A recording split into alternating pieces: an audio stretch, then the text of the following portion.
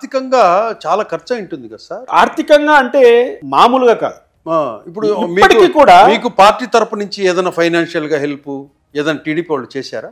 మీరు అడిగారు కాబట్టి వాస్తవం చెప్తున్నా, నారా లోకేష్ గారే మాత్రం పర్సనల్ గా ఆయన అడిగి 4 సార్లు అడిగి వెరీ గుడ్ నన్ను ఆదుకున్నాడు. వాస్తవం ఆయనకు తెలుసు ఇంత పోరాడుతున్నారు, ఆయనకు ఉద్యోగం లేదు, జడ్జికి అవును జాబ్ లేదు, చేస్తున్నాడు, జీతం లేదు, బిడ్డలు చదువుకుంటున్నారు, కుటుంబం పోషణ ఉంది అని నారా లోకేష్ గారు మాత్రం వ్యక్తిగతంగా 4-5 సార్లు అడిగి ఏమడిగాడు అడిగి ఆయన ఏమన్నాడంటే, సార్ మీరు సభలు పెడుతున్నారు, ఒక్కొక్క సభ పెట్టాలంటే ఖచ్చితంగా 5 లక్షల నుంచి 10 లక్షలు ఖర్చు అవుతుంది. అవును, చాలా భారీగా పెట్టాడు.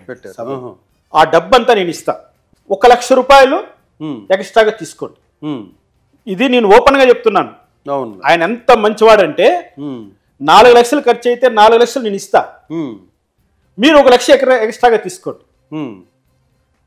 మీ గురించి నాకు తెలుసు కాబట్టి అని నచ్చ చెప్పి బలవంతంగా ఆయన పర్సనల్ పిఏ అతనికి ఇంట్రెస్ట్ చేసి, సారు ఎప్పుడు ఏమడిగినా ఎంత అడిగినా రెండో మాట లేకుండా చేర్చండి, వెరీ గుడ్ అని ఇన్స్ట్రక్షన్స్ ఇచ్చి 4 సంవత్సరాలు ఆయన నన్ను కాపాడాడండి. అందుకే మీరు మా నాయకుడు. ఇప్పుడు కూడా కృతజ్ఞత. నేను ఇప్పటికి కూడా నారా లోకేష్ మా నాయకుడు నేను ఎందుకంటానంటే, నా జీవితం ఉన్నంత వరకు